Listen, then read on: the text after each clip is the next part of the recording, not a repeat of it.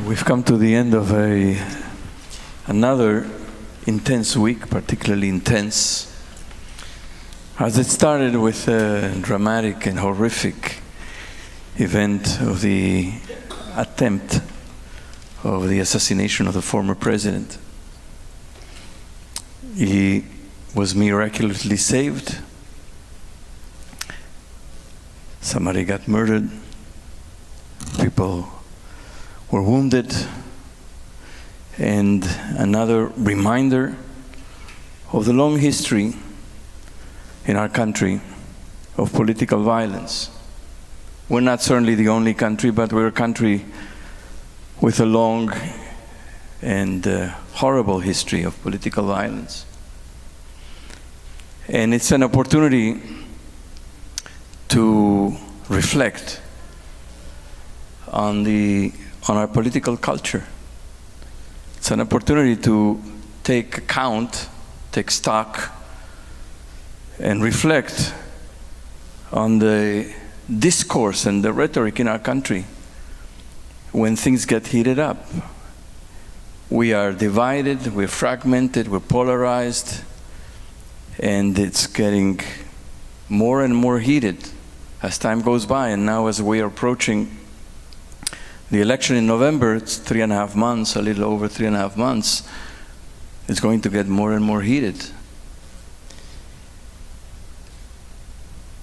Nobody knows the motive of the assassin. Maybe he's just a sick guy with access to a very powerful weapon.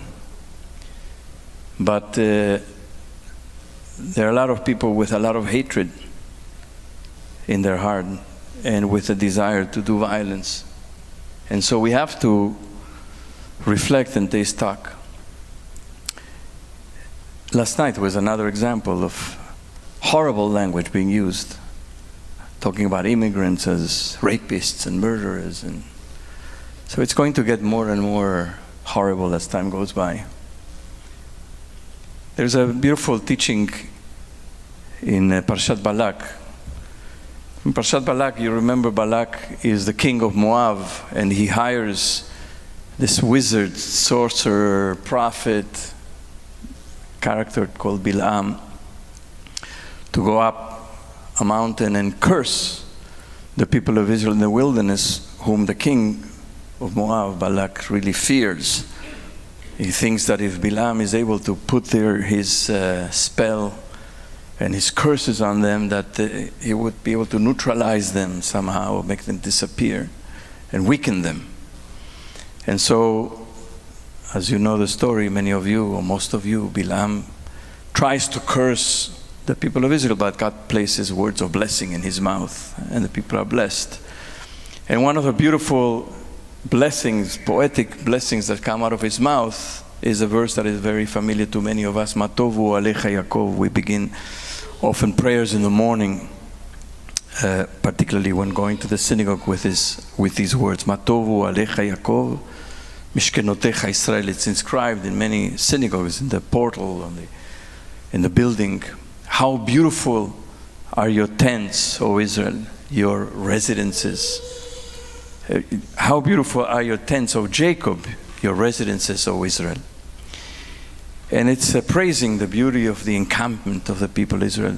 Rashi says that what Bilam saw was that all the tents of the Israelite encampment had all the doors not facing each other, so that each family would be able to preserve their intimacy and their privacy. Nobody was looking into their neighbor's home. And so everybody was cozy in their own tent, and that's what made it beautiful, the sense of respect for each other's privacy and intimacy.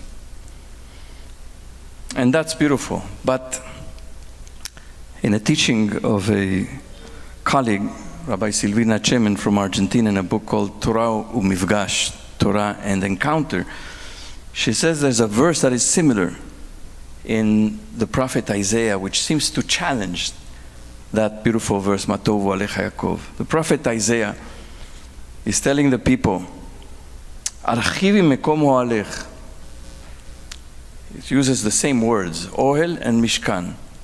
Matovu alecha Yaakov, Mishkenotecha Israel. The verse uses the same words. Archivi mekomo alech, viriot mishkenotaich yatu. Al tachsochi, arichi meitaraich, virotidotaich chazeki.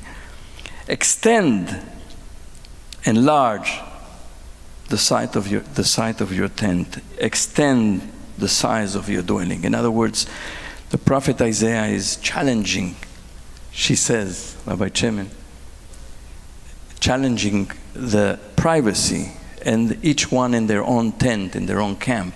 Extend your tent, make room for others. Expand, enlarge your heart, enlarge your mind, enlarge the capacity to entertain and to hear other people's positions, ideas. Make room, make space. Don't be in your own lane, in your own home, in your own tent, in your own camp. Have the capacity to entertain. And even if you don't agree, to agree civilly. We don't have to all agree. Of course, we don't have to have uniformity, but we have to have the capacity to dialogue and to exchange ideas in an atmosphere of civility and peace. Matovu alecha Yaakov, how beautiful are your tents of Jacob, Mishkenotecha Israel, your residences. How much more beautiful when we can expand. We can expand our soul, we can expand our mind, and we can expand our heart and live in disagreement, but in civility and in peace.